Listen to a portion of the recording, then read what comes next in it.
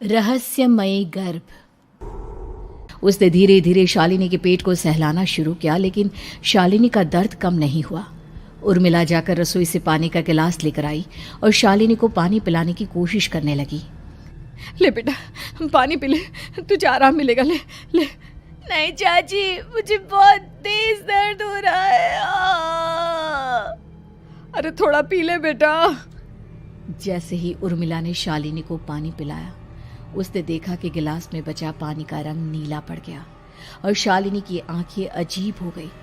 उसके पेट पर बच्चे का एक डरावना चेहरा नजर आने लगा। ये सब देखकर उर्मिला की डर से हालत खराब होने लगी, पर तभी शालिनी का दर्द ठीक हो गया। बेटी, अभी तुम्हारा दर्द ठीक है तो ऐसा करो, तुम थोड़ी देर आराम कर लो। शालिनी को आराम करने के लिए कहकर उर्मिला तेज कदमों से चलकर घर से बाहर निकल जाती है और पास ही रहने वाली एक औरत कालिंदी के पास पहुंचती है। अरे उर्मिला बहन, बड़े दिनों बाद दिखाई दी, क्या हुआ? बहुत घबराई हुई सी लग रही हो, सब ठीक तो है ना? क्या बताओ कालिंदी बहन, मेरी एक दूर की रिश्तेदार आई हुई है। वो पेट से है और उसके साथ ना अजीब अजीब चीजें हो रही है। अब उर्मिला सारी बात कालिंदी को बताती है, जिसे सुनने के बाद काले जादू और तंत्र विद्या की माहिर कालिंदी एक ताबीज बनाकर उसे देती है। बहन, मुझे शालिनी पर किसी बुरी आत्मा का साया लगता है। ये ताबीज ले जाओ, आज रात को 12 बजे उसे पहना देना, फिर सब ठीक हो जाएगा। उर्मिला ताबीज लेकर घर वापस आती है और अब आधी रात के होने का इंतजार करने लगती है। जैसे ही आधी रात होती है, वो नींद में सोई शालिनी को ताबीज पहना शांति से अपने कमरे में आकर अपने पलंग पर लेट जाती है। अब सब ठीक हो जाएगा। ये सोचकर उर्मिला शांति की एक सांस ही लेती है कि तभी अचानक उसकी आंखों के सामने कुछ ऐसा आता है जिसे देखकर उर्मिला डर से चीखने लगती है। तुम कौन हो? कौन हो तुम? जाओ यहाँ से, जाओ जाओ यहाँ से। तभी उर्मिला की एक जोरदार दर्द भरी डरावनी चीख वहां पर गूंज गई। उर्मिला की आंखों के सामने एक बच्चा खड़ा हुआ था, जिसका पूरा शरीर किसी बूढ़े की तरह नजर आता था, लेकिन मुंह किसी नवजात बच्चे की तरह था।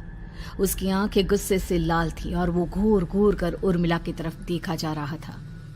कौन हो तुम? कौन हो? उर्मिला के चीखते ही वो बच्चा जोर जोर से रोने लगा। घबराकर उर्मिला ने अपने हाथों को अपने कानों पर रख लिया। उसकी समझ में नहीं आ रहा है कि आखिर ये सब उसके साथ क्या हो रहा है। कौन हो तुम? कौन हो? क्या चाहते हो मुझसे? जाओ जाओ यहाँ से, आखिर तुम हो कौन? तभी अचानक से उर्मिला के पूरे घर में लाल रंग की रोशनी फैल गई। वो बच्चा धीरे धीरे कदमों से चलता हुआ उर्मिला की तरफ बढ़ने लगा। किसी नवजात पैदा हुए बच्चे के जैसे उसके रोने की आवाज अब उर्मिला के कानों में गूंज रही थी।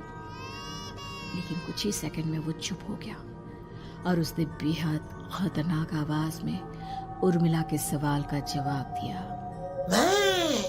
मैं वो हूँ जो अब तक पैदा नहीं हुआ, लेकिन जब मैं पैदा हो जाऊंगा तो वो होगा जो अब तक कभी नहीं हुआ। ये क्या कहना चाहते हो तुम?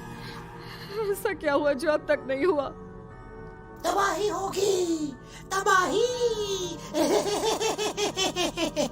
सब कुछ खत्म हो जाएगा और ये जो लड़की मुझे जन्म देने वाली है, मैं उसका खून पी जाऊंगा, सारा खून। उस बच्चे की बात सुनते ही उर्मिला बुरी तरह घबरा गई। उसका एक बुजुर्ग आदमी जैसा शरीर, एक नवजात बच्चे जैसा चेहरा, ये दोनों ही बातें उर्मिला की समझ से बाहर थी। तभी वो बच्चा अचानक गायब हो गया। घर का माहौल फिर से पहले जैसा हो गया। लाल रंग की रोशनी भी अब गायब हो चुकी थी। उर्मिला दौड़कर शालिनी के कमरे में पहुंची, जहां वो गहरी नींद में सोई हुई थी, पर उसके गले का ताबीज गायब हो चुका था। उठो उठो शालिनी, उठो बेटा, मुझे तुमसे जरूरी बात करनी है। अरे चाची, क्या हुआ?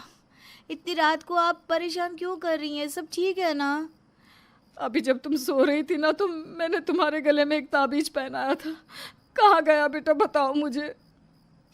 शालिनी ने चारों तरफ अपनी नजरें घुमाकर देखा, लेकिन वहां पर कोई ताबीज नहीं था। वह हैरानी से उर्मिला के चेहरे की तरफ देखने लगी। उसे समझ में नहीं आ रहा था कि आखिर उर्मिला किस ताबीज के बारे में बात कर रही थी। नहीं चाची, यहाँ कोई ताबीज नहीं है। लगता है आपने कोई बुरा सपना देखा है। मैंने कोई बुरा सपना नहीं देखा। खैर छोड़ो, तुम अब सो जाओ, कल सुबह बात करते हैं। डर और घबराहट की वजह से उर्मिला की आंखों से नींद तो जैसे बिल्कुल गायब हो गई थी। अगली सुबह उर्मिला बिना कोई देर किए गांव के बाहर एक छोटी सी झोपड़ी में रहने वाले बूढ़े पंडित के पास पहुंची। पंडित जी, मेरी मदद कीजिए। अरे आओ आओ उर्मिला, क्या हुआ? सब ठीक तो है ना? क्या बताओ पंडित जी, बहुत बड़ी मुसीबत है। मेरी दूर की एक रिश्तेदार लड़की पेट से है और उसके साथ बहुत डरावनी चीजें हो रही है। कल रात को तो एक अजीब सा दिखने वाला बच्चा मेरी आंखों के सामने आकर खड़ा हो गया था। ये तुम क्या कह रही हो? मुझे साफ साफ बताओ कि आखिर तुमने क्या देखा? उर्मिला ने अपने साथ हुई बीती रात की पूरी घटना पंडित जी को बताई, जिसे सुन पंडित जी के माथे पर चिंता की लकीरें उभर आई। अनर्थ होने वाला है, अनर्थ। बरसों पहले भी उस हैवान ने एक लड़की के पेट से जन्म लिया था और उसके बाद उस शहर को पूरी तरह से तबाह कर दिया।